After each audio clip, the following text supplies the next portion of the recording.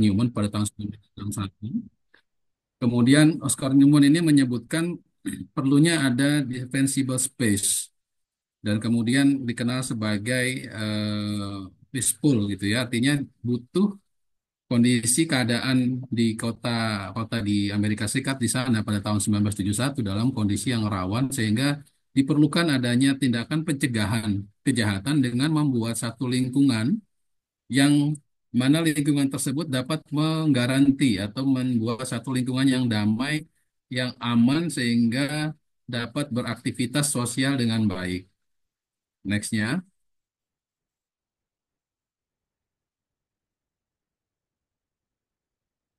Crime Prevention Through Implementation atau CPTED atau CPTED ini kemudian memiliki empat pilar utama yang dikemukakan oleh eh, penemunya sebelumnya, yaitu bahwa pada saat ini dianggap bahwa ada empat pilar yaitu natural surveillance atau natural atau surveillance atau pengamatan alami yang kemudian dikembangkan untuk kita bisa melihat dengan jelas bagaimana kemudian hal-hal atau aktivitas-aktivitas yang kegiatan sosial ataupun individu dapat terpantau sehingga mengurangi potensi terjadinya tingkat kejahatan. Yang kedua adalah natural access control. Jadi diperlukan satu access control untuk bisa memilah dan memilih mana yang kemudian memang eh, orang yang memiliki authorities atau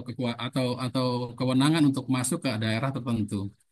Yang ketiga adalah territorial enforcement dan kemudian maintenance, bahwa segala peralatan, segala akses kontrol yang dimiliki harus juga disertai dengan maintenance atau pemeliharaan yang baik sehingga dapat menopang kegiatan sosial untuk mengurangi crime prevention. Jadi kata kuncinya adalah crime prevention dan environmental design di sini. Nextnya, Mas Hafiz. Tadi diberitahukan di awal bahwa CPTED dimulai di tahun 1970. Kenapa kemudian dimulai tahun 1970? Bersamaan dengan itu, sebenarnya pada tahun 69 sudah dilakukan penelitian oleh Philip Zimbardo di New York juga pada tahun 69, di mana tingkat kejahatan memang meningkat dengan pesat. Kemudian muncullah yang dinamakan broken window theory. Broken window theory ini dikemukakan oleh Josh Skilling. Ini mungkin bisa diedit nanti Mas Hafiz karena ada yang hilang tadi. Oleh Josh Skilling pada tahun 1982 dan James Wilson. Mereka mengamati bahwa efek atau kerusakan pada satu bangunan yang tidak dilakukan tindakan dengan segera akan membuat atau akan memicu terjadinya potensi kerusakan atau potensi orang lain untuk melakukan vandalisme ataupun perusakan kepada bangunan tersebut. Kalau kita lihat rentang waktu antara munculnya teori CPTED dan kemudian rentang waktu antara munculnya teori broken windows, maka kita bisa menemukan satu eh, irisan bahwa pada masa itu di Amerika Serikat memang tingkat kerawanan cukup tinggi. Next. Hal ini juga dikemukakan atau dikuatkan lagi dengan triangle crime theory yang kemudian dikemukakan oleh Maren Velson pada tahun 1980. Interval waktunya sama, interval waktunya antara tahun 70 sampai 80, di mana yang terkenal adalah memang triangle teori adalah adanya kejahatan munculnya karena adanya niat, ada kesempatan, dan kemudian ada kemampuan. Nah, poin ini yang sering saya sampaikan juga pada training-training sebelumnya bahwa di poin kesempatan inilah sebenarnya kita meminimalkan tingkat kejahatan terjadi. Karena pada poin niat dan kemampuan kita tidak bisa mengurangi niat ataupun kemampuan bahwa para pelaku tindak kejahatan untuk melakukan gangguan. Nah, CPTED menutup celah untuk orang melakukan satu tindakan atau potensi kejahatan pada lingkungan tempat tinggal kita. Jadi di poin kesempatan inilah Civitet close gap itu sehingga tidak menimbulkan satu dampak atau crime prevention bagi lingkungan sekitar. Nextnya, challenge-nya kemudian yang harus kita tanyakan kepada diri kita dan lingkungan kita adalah seberapa yakin sih tempat lingkungan kerja kita atau tempat tinggal kita aman terhadap ancaman kejahatan, baik internal maupun eksternal. Yang kedua, apakah lingkungan kerja kita sudah memiliki satu bentuk dokumen penilaian risiko keamanan, yaitu security assessment, dan apakah kita juga sudah mencoba mengklarifikasi mana yang merupakan critical asset pada lingkungan kerja kita. Tiga poin ini harus bisa terjawab dulu dalam satu dokumen SRA, Security Assessment, baru kemudian kita melakukan suatu desain crime prevention atau CPT tadi disesuaikan juga dengan security risk assessment yang sudah kita miliki sebelumnya. Nextnya, Mas Hafiz. Hubungannya apa? Kalau kita melihat tadi, triangle crime tadi, segitiga potensi kejahatan yang terjadi, kemudian teori broken window dan CPT sendiri, bahwa aset ya yang kita miliki memiliki resiko, di mana resiko ini akan memiliki kerentanan dan memiliki dampak di perusahaan. Hubungan antara Cipitet kemudian dengan SRA sebenarnya adalah menutup risk yang mungkin ya terjadi di lingkungan kerja atau lingkungan tempat tinggal kita sehingga meminimalkan potensi risk yang dapat terjadi di lingkungan kerja ataupun lingkungan tempat tinggal kita. Nextnya, Mas Abis.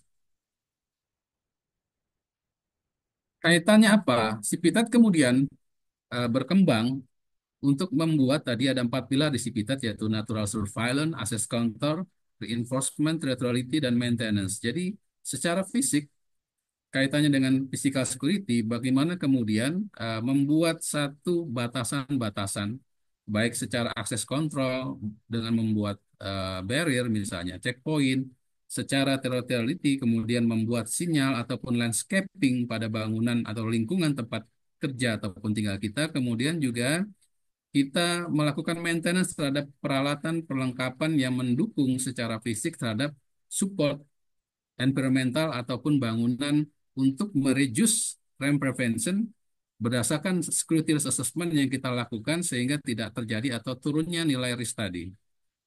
Nextnya,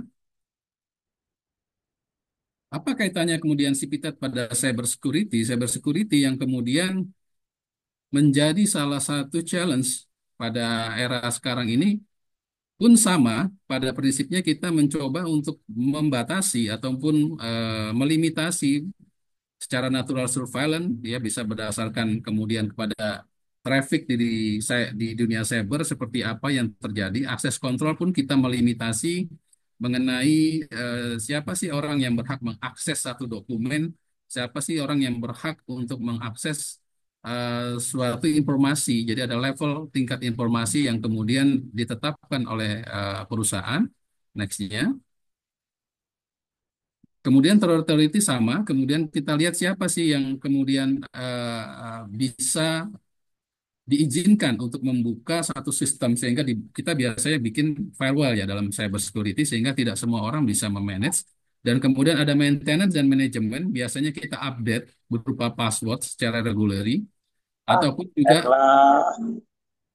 kemudian kita menjaga diri kita juga untuk kemudian dengan secara hati-hati tidak membagi secara sembarangan apa yang kemudian sebentar mohon maaf izin ada pertanyaan nanti bisa dijelaskan Pak Nyoman terima kasih saya lanjutkan terlebih dahulu kemudian juga membatasi ataupun kemudian secara reguler mengganti paspor sehingga tidak gampang untuk disusupi ataupun kemudian dimanfaatkan oleh pihak-pihak yang tidak berkepentingan. Nextnya.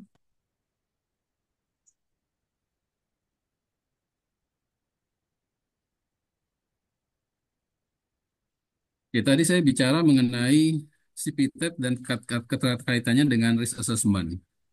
Untuk memahami risk assessment secara komprehensif, kita juga harus bisa membaca tren global risk yang terjadi 2 sampai 10 tahun ke depan.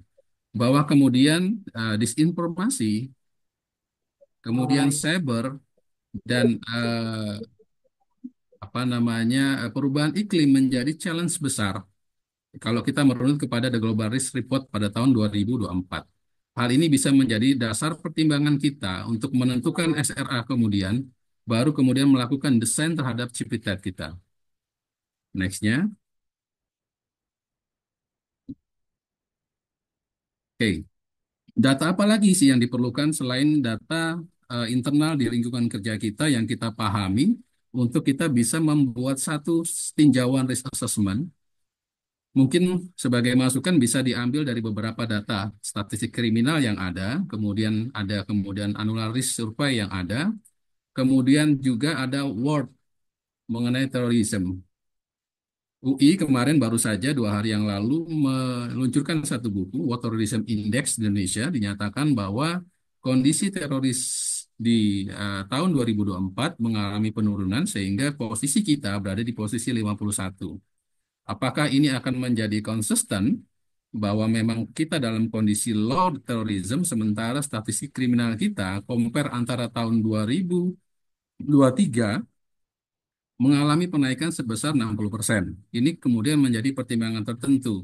Belum lagi kemudian dampak politik di Timur Tengah yang mungkin juga akan menjadi satu consider bagi kita untuk menentukan pembuatan SRA tersebut. Ini adalah contoh beberapa data yang bisa menjadikan inputan untuk menyusun satu SRA untuk melihat data-data global dan kemudian kita sesuaikan, kita adjust ke dalam data-data atau lingkungan di perusahaan kita sebelum si PITET itu dibangun atau dilakukan. Nextnya,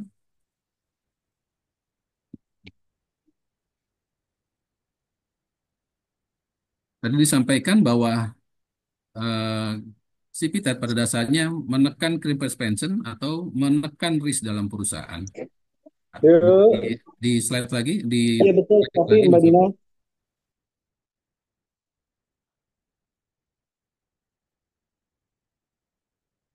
Oke, diklik lagi Mas Hafiz.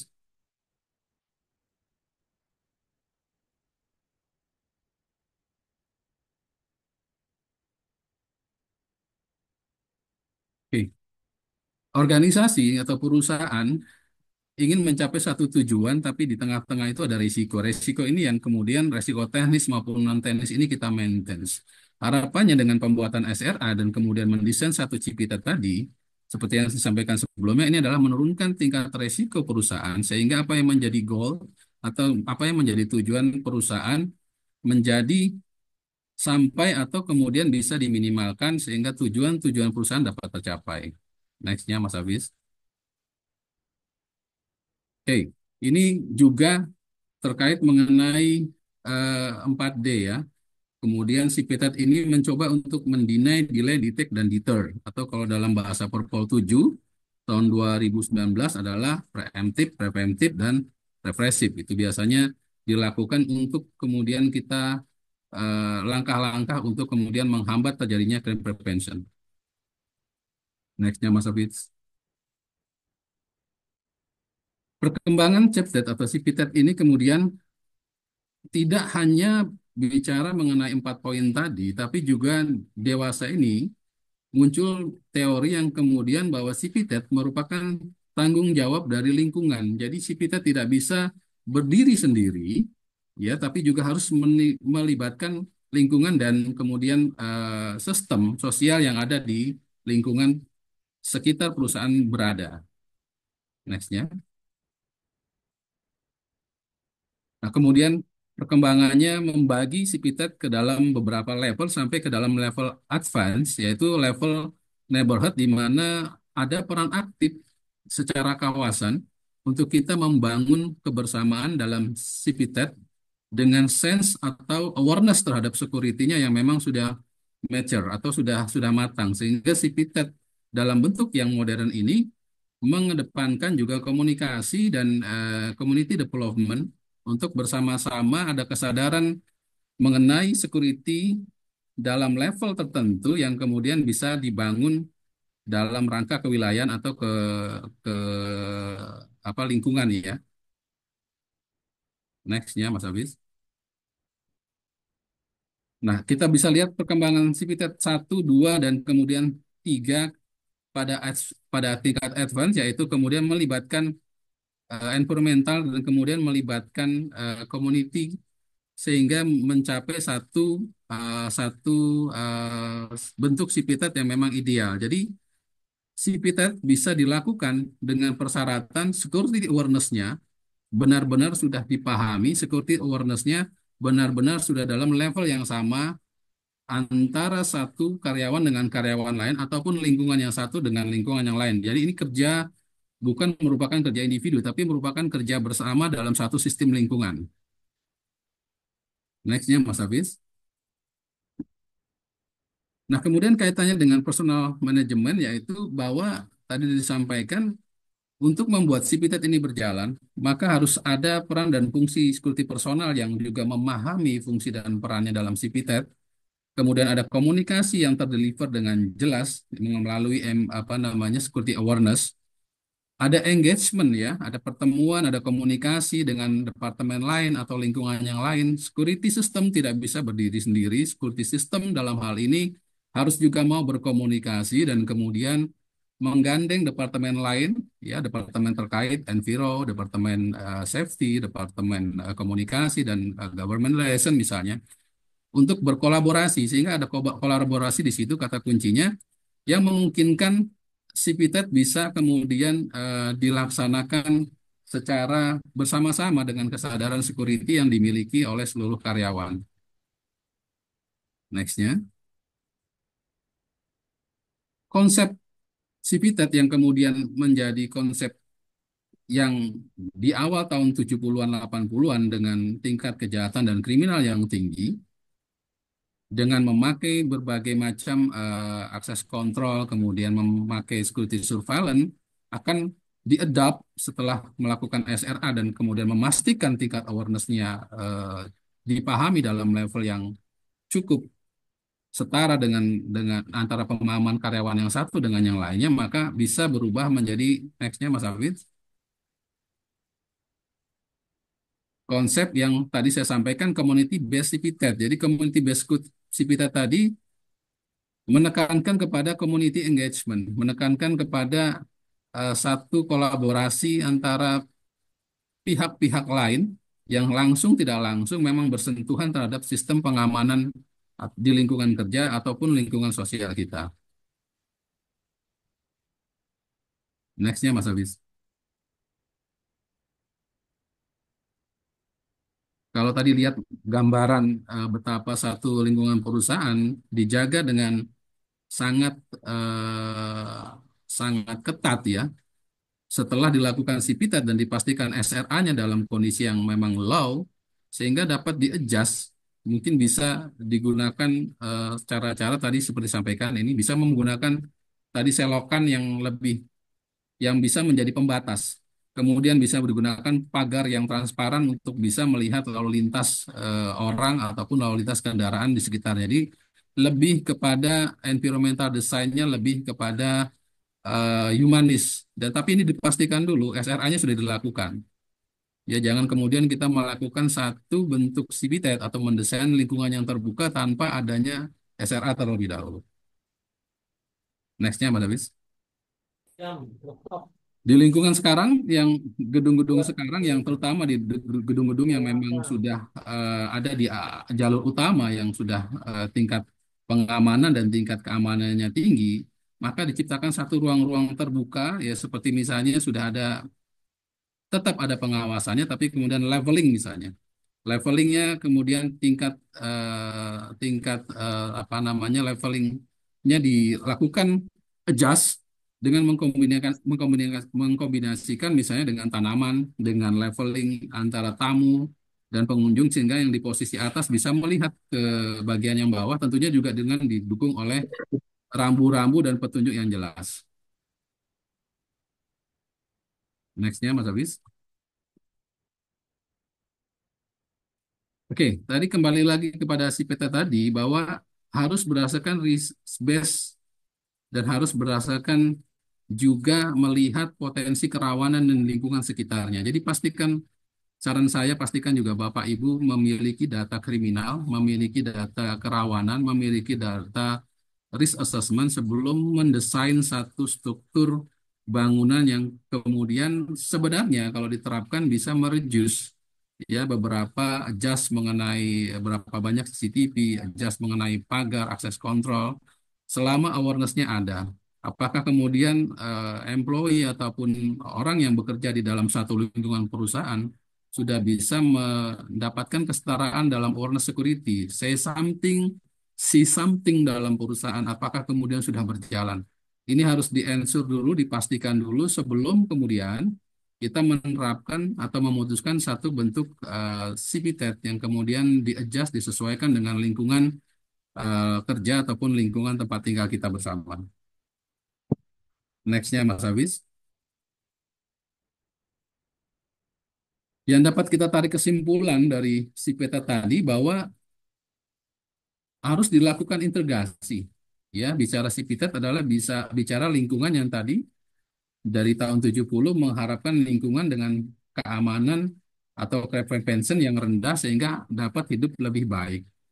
Pastikan adanya pengamanan yang terintegrasi, kemudian memahami bahwa pelaku yang akan menerapkan CPTED juga telah melakukan satu security risk assessment, kemudian masing-masing unit bisnis tentunya memiliki keunikan, dan kita bisa melihat bisnis prosesnya seperti apa, sehingga kita bisa menerapkan CPTED di tempat yang tepat, dan kemudian harus objektif dalam melakukan risk assessment, sehingga tidak terjadi bias dalam melakukan risk level, baru kemudian dilakukan satu bentuk security awareness secara berkesinambungan dan terukur, sehingga kemudian baru dibuat satu desain CPTED yang benar-benar bisa diimplementasikan di tempat lingkungan kerja kita.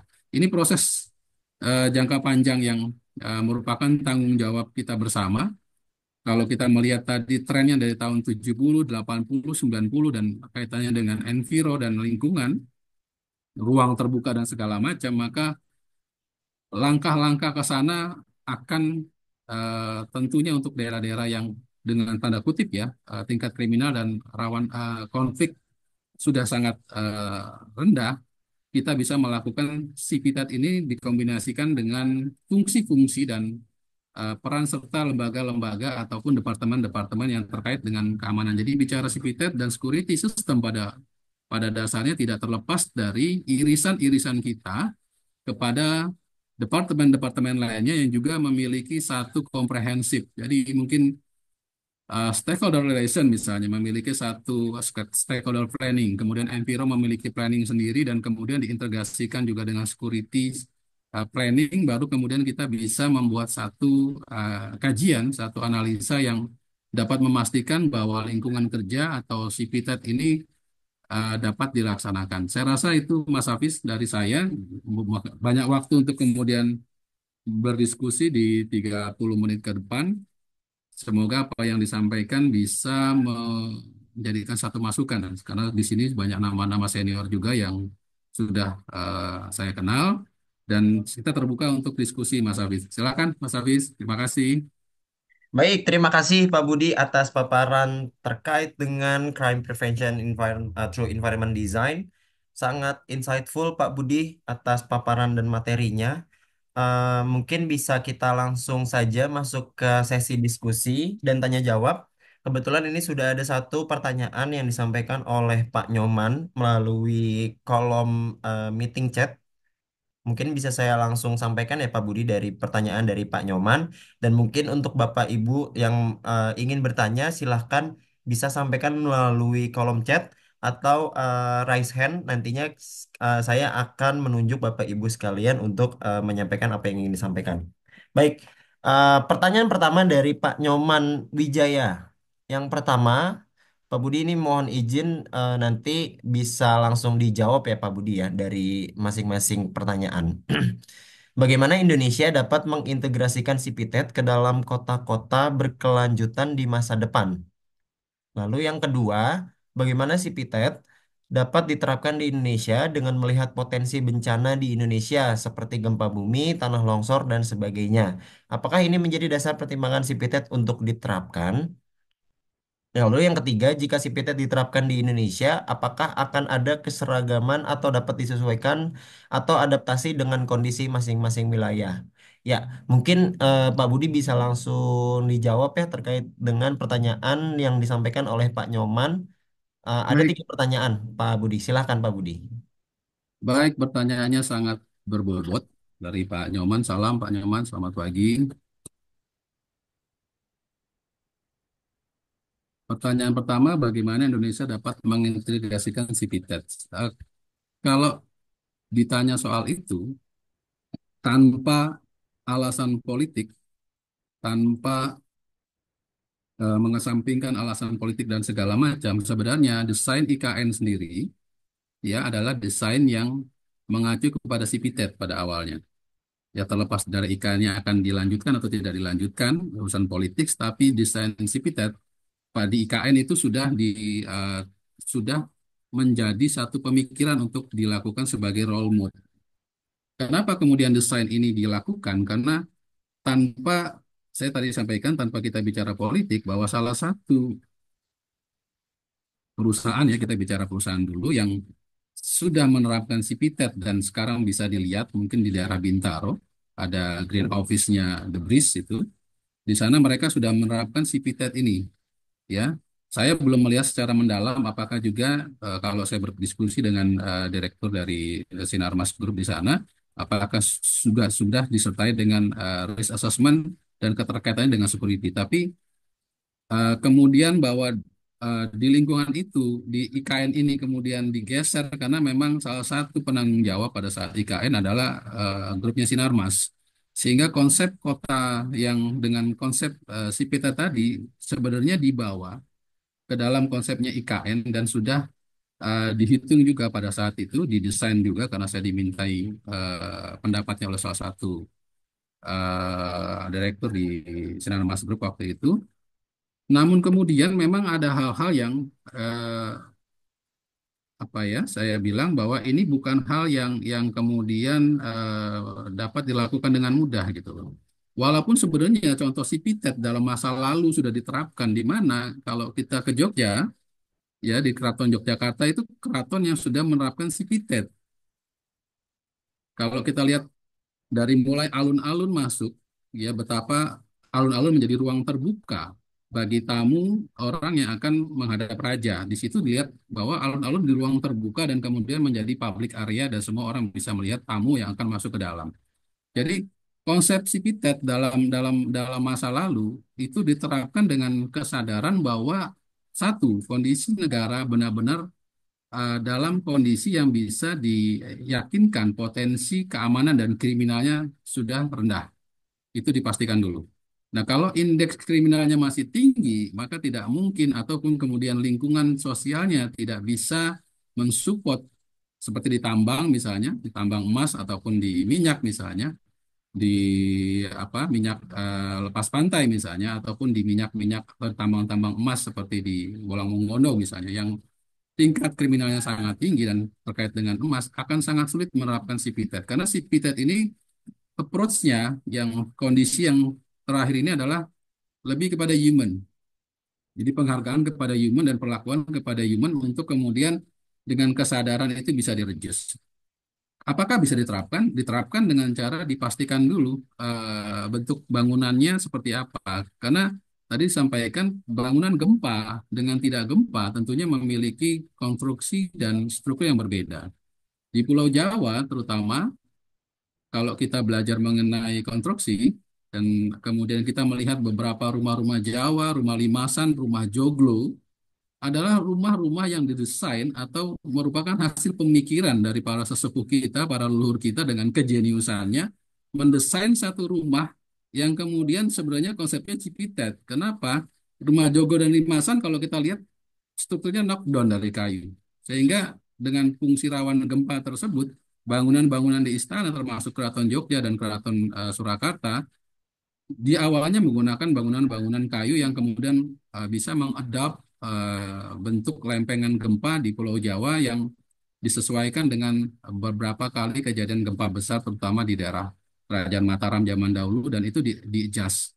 Nah, di Indonesia sendiri apakah kemudian ini sudah di dalam kerangka pemikiran Bappenas misalnya?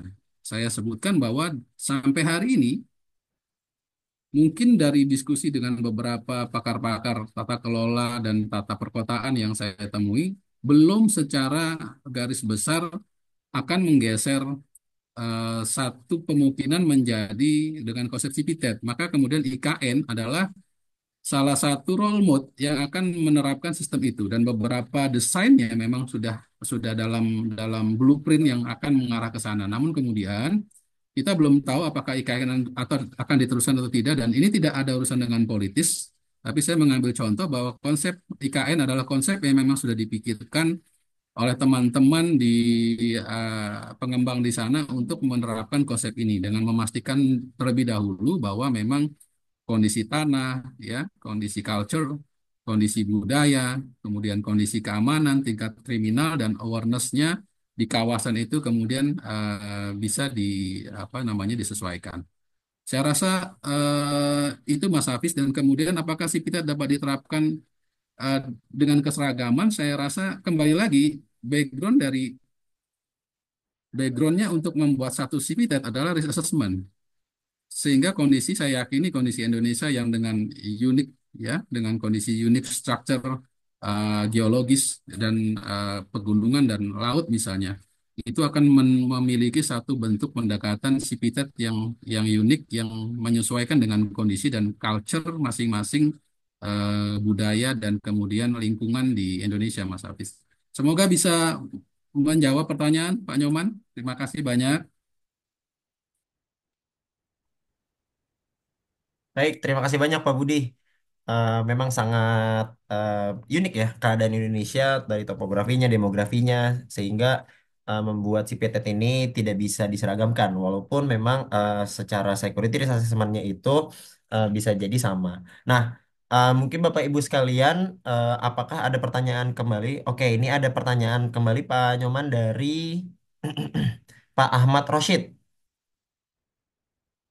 Selamat pagi, izin bertanya bagaimana cara mengimplementasikan CPTED di area of fitness dengan resiko dan ancaman yang tinggi, baik dari dalam atau luar perusahaan. Terima kasih.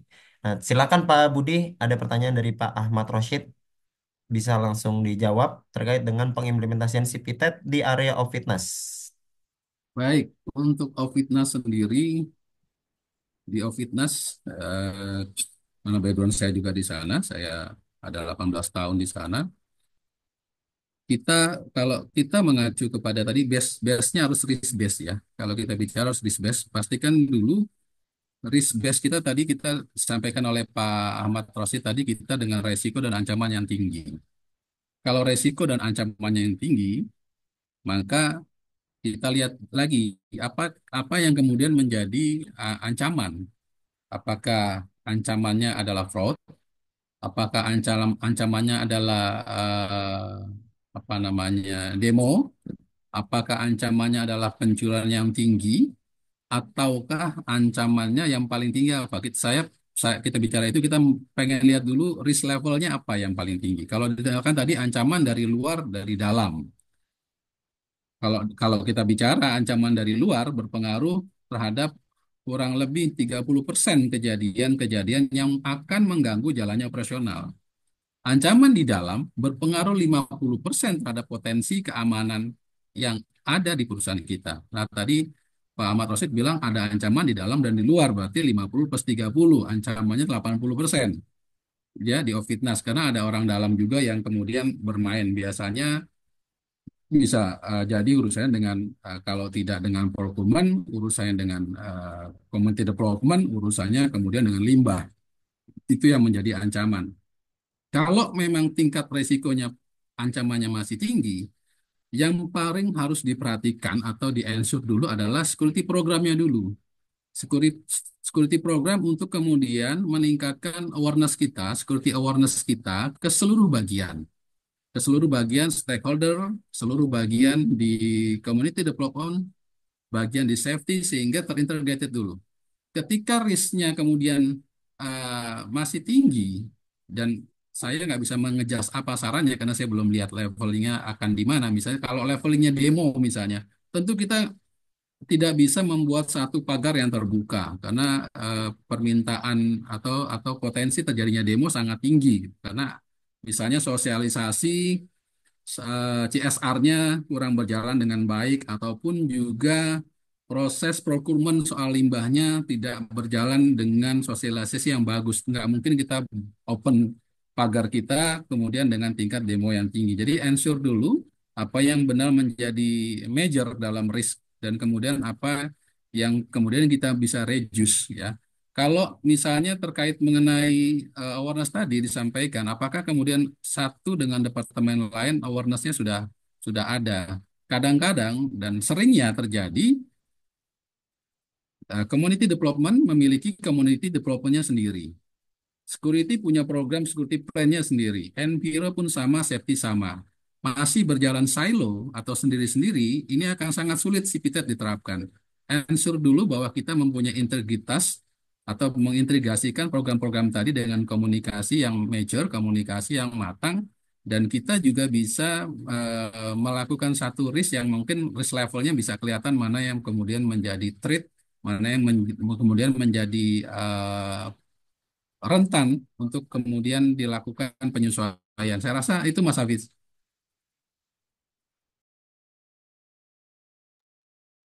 Baik, terima kasih Pak Budi atas jawaban yang sangat insightful. Bagaimana Pak Ahmad Roshid? Apakah sudah terjawab ya? Cukup, Bapak terima kasih atas apa namanya jawabannya luar biasa, very insightful. Terima kasih.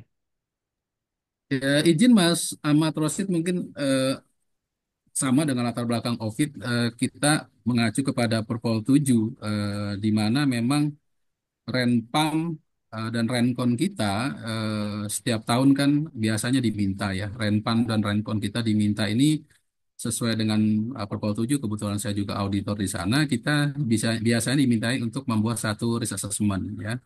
Nah, risk assessment ini yang kemudian menjadi dasar Renpan dan Renkon. Seringnya dan sampai hari ini masih banyak saya temui dalam beberapa auditor di beberapa Ovitnas, memang masing-masing apa namanya kesadaran security di masing-masing departemen, terutama dengan departemen-departemen lain yang secara langsung maupun tidak langsung beririsan, memang masih sangat apa ya diperlukan effort komunikasi yang lebih. Security masih saja seringkali sampai hari ini dianggap sebagai, mohon maaf, saya sampaikan sebagai keranjang sampah ataupun petugas pemadam kebakaran yang ketika ada kasus baru kemudian jatuhnya ke security departemen. Padahal kasusnya bukan kasus security. Kasus demonstrasi, komplain misalnya terhadap CSR program bukan kasus security. Itu kasus kegagalan komunikasi di departemen lain yang berimbas terhadap pengamanan. Ini yang kemudian perlunya duduk satu meja dengan diskusi dengan teman-teman stakeholder dan community development. Sebenarnya teman-teman mau bikin apa sih tahun ini? Kadang-kadang juga masih ada di beberapa tempat keterlibatan security dalam sosialisasi programnya tidak diikutkan. Begitu ada komplain, demo baru ke tempat security. Pun sama dengan Enviro ataupun sama dengan safety. Marwah security saat ini kalau boleh jujur bisa dibilang security merupakan key sukses bagi implementasi program. Safety tidak bisa berjalan sendiri. Orang safety di office maupun di site mungkin hanya satu dua. Tapi yang kemudian menjadi control safety misalnya dalam dalam dalam security dalam lingkungan perusahaan adalah security person yang ada di kita. Nah, seringkalinya kemudian ada tumpang tindih antara mengedepankan fungsi safety, enviro, community development dan security sendiri. Ya, ini yang kemudian harus dibedah menjadi satu bentuk komunikasi bahwa kami ada mensupport seluruh program dan memastikan operasional berjalan dengan aman dan lancar. Cuma memang perlu eh, apa namanya komunikasi yang matang dan sayangnya hampir, mohon maaf sekali tanpa menyinggung siapapun, hampir 60% sampai 70% security, PIC security kita tidak memiliki bukan hanya kemampuan komunikasi, tapi tidak memiliki kepercayaan diri. Ya, saya ulangi lagi, tidak memiliki kepercayaan diri untuk mendeliver satu program security sehingga kita bisa paparkan clear ke departemen lain yang kemudian bisa dirasakan bahwa ini program penting buat safety, ini program yang kami punya penting buat stakeholder, program yang kami punya penting buat government relation, program yang kami punya penting buat teman-teman Enviro dan IAOA misalnya. Ini yang kemudian masih kurang dan butuh satu program awareness yang tidak hanya simultan tapi juga konsisten dan acap kali kegiatan-kegiatan dan pekerjaan administrasi kita ya membalas email setengah hari segala macam akan mereduce security awareness sehingga sulit sekali, masih sangat sulit terutama untuk Dewa Fitness kita tampil sejajar bahwa kita tampil bahwa ini adalah penting. Kami adalah penting bagi pelaksanaan operasional perusahaan. Kita penting ketika demo terjadi. Kita penting ketika ada isu lingkungan. Kita penting ketika limbah bagi ratanya nggak rata kemudian demo gitu kan. Tapi ketika saat aman kita seringkali tidak dianggap penting karena kegagalan kita untuk melakukan komunikasi dan kurang firm ya beberapa security manager yang saya temui dan teman-teman saya selalu bilang posisikan diri kita untuk measure dan firm. Kenapa kita nggak firm? Karena seringkali departemen security adalah departemen orang-orang yang dianggap dalam tanda kutip ketinggalan ataupun tidak kemudian cukup penting dan punya nilai strategis. Dan nilai-nilai ini kemudian yang saya lihat di Astra, betapa kemudian Astra menghargai corporate security-nya, Pertamina sudah mulai bergerak, tapi di tempat-tempat lain Ofitnas masih sama posisinya dan ini perlu apa ya perjuangan jangka panjang dan komunikasi jangka panjang itu yang bisa di-share Mas Hafiz. Terima kasih. Baik, terima kasih Pak Budi atas sharing-sharingnya yang sangat berbobot dan insightful. Mantap sekali nih Pak Budi atas sharing-sharingnya. Ya, mungkin ini ada respon nih Pak Budi dari Pak Rudi Ardamis. Saya sangat setuju itu Pak Budi. Ya terima kasih karena eh, teman-teman yang security ya semuanya tadi disebutkan Mas Hafiz, saya juga security gitu, jadi saya paham rasanya dan saya pernah di posisi itu dan betapa kemudian memang harus clear apa yang menjadi program-program security kita dan di deliver dan tampillah kita dalam dalam event-event dalam acara-acara di taraf-taraf ya nasional maupun internasional gitu ya. Jadi pun kalau mereka punya masalah, ya kata kuncinya, sesungguhnya kalau mereka punya masalah enviro, mereka punya masalah demo, mereka punya masalah fraud, itu akan berurusan dengan pidana. Ranah pidana ini tidak ada yang lebih tahu selain legal dan kita. Nah, kita yang punya link, kita yang punya apa namanya kerjasama yang erat dengan teman-teman TNI dan Polri misalnya di lingkungan itu bisa kita manfaatkan untuk menjadi dalam tanda kutip posisi tawar kita berkomunikasi dengan departemen lain. Nah, seringkali kadang-kadang gergetannya kita udah berulang kali ngomong begitu ada kejadian kan baru baru kerasa ya dan tapi ketika ada kejadian kerasa kan pertanyaannya balik ke kita ditanya lagi ini kalau ada dianggap tidak ada begitu ada kejadian dianggap tidak ada juga. Ini yang masih menjadi challenge dan itu kemudian kenapa security awareness dan program-program security menjadi mandatori bagi saya ketika saya masih di oil and gas untuk secara konsisten di deliver ke teman-teman yang lain dan harus kemudian secara konsisten juga kita tampil dalam tanda kutip memperkenalkan melakukan sosialisasi mengenai security program kita termasuk mengenai kerawanan-kerawanan dan tingkat resiko keamanan dan potensi kerawanan yang mungkin muncul. Baru jualannya kelihatan di situ. Terima kasih, Mas Hafiz. Baik, Pak Budi, terima kasih atas sharingnya. Mungkin satu pertanyaan terakhir dari Bapak Ibu yang mau bertanya atau diskusi dengan Pak Budi. Saya persilahkan satu terakhir, bisa raise hand atau bisa menyampaikan melalui kolom chat ya. Sambil kami menunggu, silakan Bapak Ibu sudah disediakan link absen. Bagi Bapak Ibu yang ingin mendapatkan sertifikat, silakan isi absensinya. Nanti akan admin kirimkan melalui grup sharing Abjasi. Dan juga Bapak Ibu jika ada kendala belum mendapatkan sertifikat eh, dan sudah mengikuti di sesi-sesi sebelumnya, silahkan sampaikan kepada admin atau sampaikan di sharing group. Ya, mungkin satu pertanyaan lagi sebelum kita bisa akhiri sesi pada pagi hari ini. Baik, kalau tidak ada, oh ada ini. Oke, ini ada pertanyaan dari Ibu Maharani Katansa. Halo Bapak, saya ingin bertanya, di Indonesia apakah sudah mulai ada kolaborasi antara institusi pendidikan, pemerintah, dan masyarakat dalam pengembangan proyek berbasis Civitet? Atau seperti yang Bapak sampaikan sebelumnya bahwa konsep Civitet ini masih belum familiar di Indonesia? Silakan Pak Budi, apakah sudah ada kolaborasi Baik, institusi pendidikan, pemerintah, dan sebagainya untuk Civitet? Silakan Pak Budi. baik sebenarnya ada dua sisi nih yang harus saya jelaskan. Pertama, kalau dibilang kolaborasinya sudah ada. Di Bappenas sudah mulai ada satu sistem lingkungan yang kemudian juga menghubungkan antara peranan pendidikan di sana dan kemudian institusi-institusi lain termasuk dengan desain Civitet. Tapi ya jangankan untuk di luar lingkungan security gitu ya, di dalam lingkungan kita sendiri di security family lah ya, security lingkungan basis security sendiri, Civitet ini masih awam. Nah, kenapa kemudian konsep ini sudah lama dari tahun 70, 80 sampai 15 tahun lalu saya belajar konsep ini pun sampai hari ini kita bicara ini baru menjadi satu apa ya bentuk pembicaraan yang di dunia security pun masih mengerti, pernah mendengar tapi tidak familiar kemudian untuk dilakukan. Jadi apakah sudah ada? Sudah gitu kan. Apakah sudah mulai dilakukan?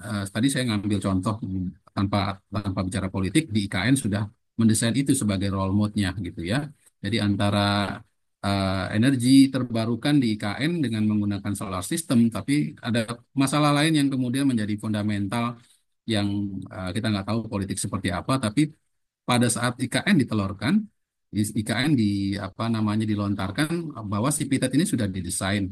Hanya memang eh, itu kemudian ini materi ini kemudian dideliver ke teman-teman karena memang konsep ini konsep lawas, konsep lama yang tapi kemudian jarang digunakan kecuali memang untuk beberapa perusahaan yang kemudian menerapkan ini. Jadi secara perusahaan pun ini masih minim. Jadi kita bicara negara, secara perusahaan pun masih minim dan belum bisa dilakukan, tapi sudah ada di Bappenas sendiri riset ini mengenai si Civitet ini menjadi salah satu bentuk apa ya namanya, salah satu bentuk solusi ya.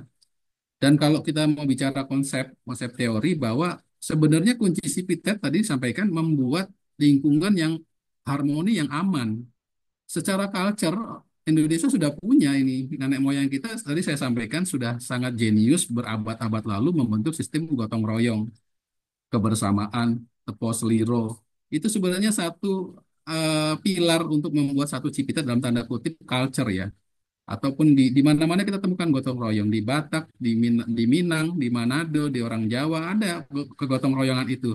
Gotong royong ini menjadi satu bentuk awareness terhadap tetangganya, terhadap lingkungannya. Jadi konsep Cipitet adalah konsep culture yang sebelum tahun 70-an, tahun 1700 mungkin lebih lama dari itu.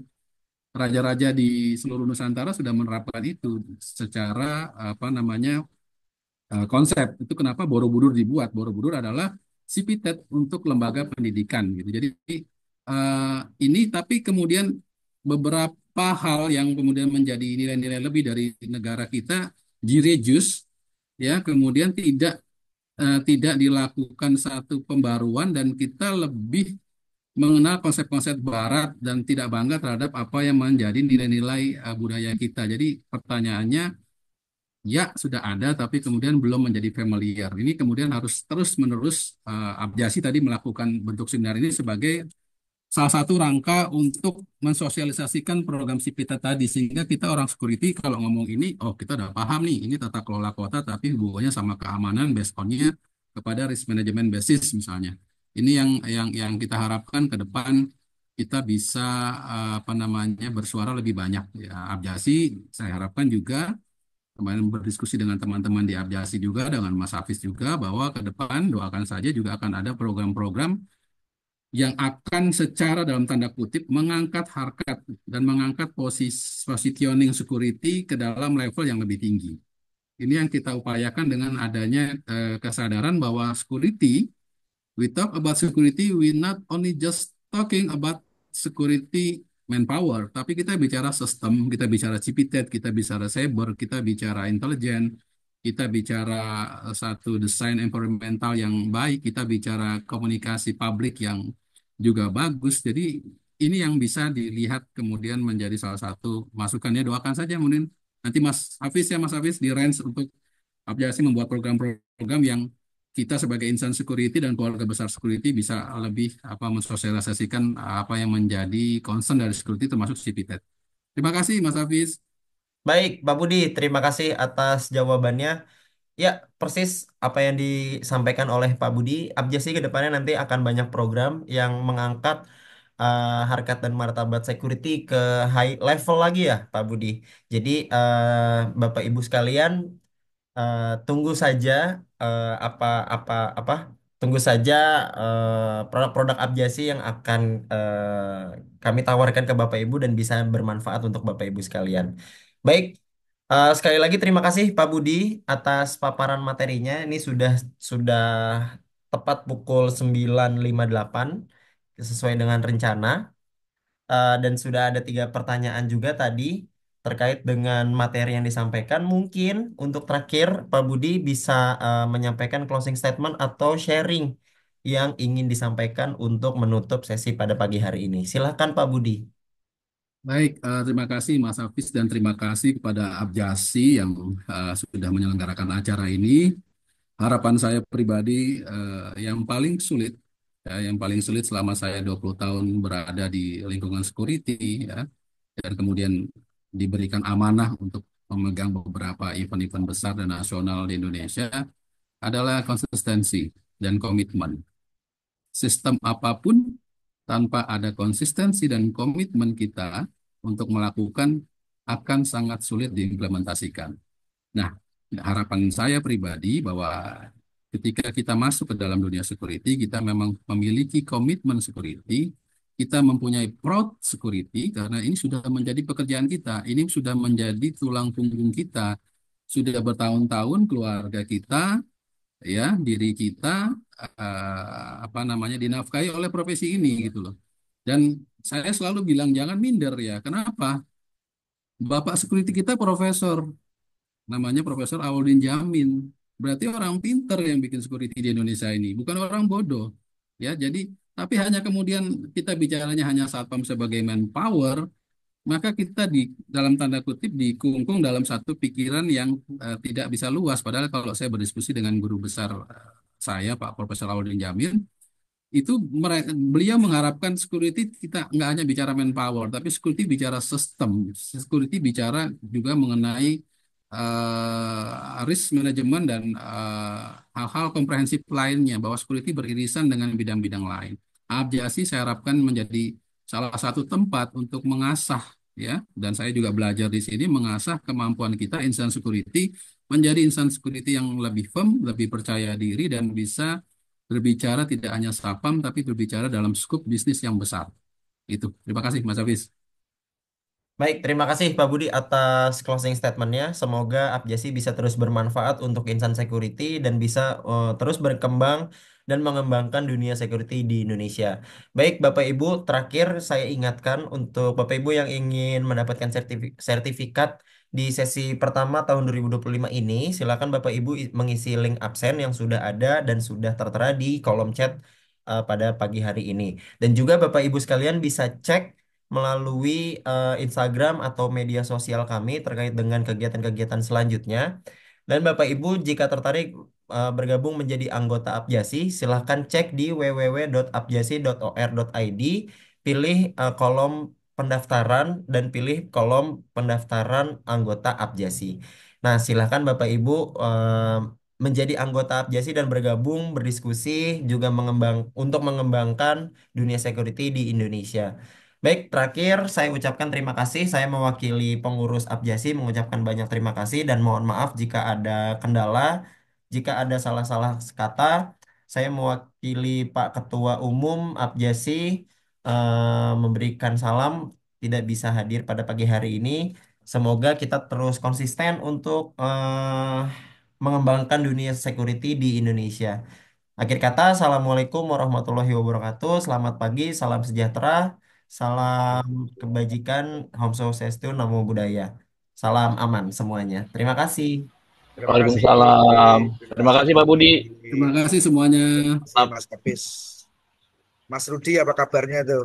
Wah, Terima kasih sehat-sehat. Pak Endro. Pak Rudi, terima kasih. Makasih, Mas Hafiz. Siap. Yo. Sehat-sehat Pak Endro, Pak Rudi. Amin, amin, Ya, amin. Mas Terima kasih. Sehat-sehat Hafiz. untuk kita semua, Pak Budi. Amin. Amin, amin, Setuju amin. Pak Budi. Amin ya Ya, rabbal alamin. Siap. izin Amin. live. Izin pamit, Pak.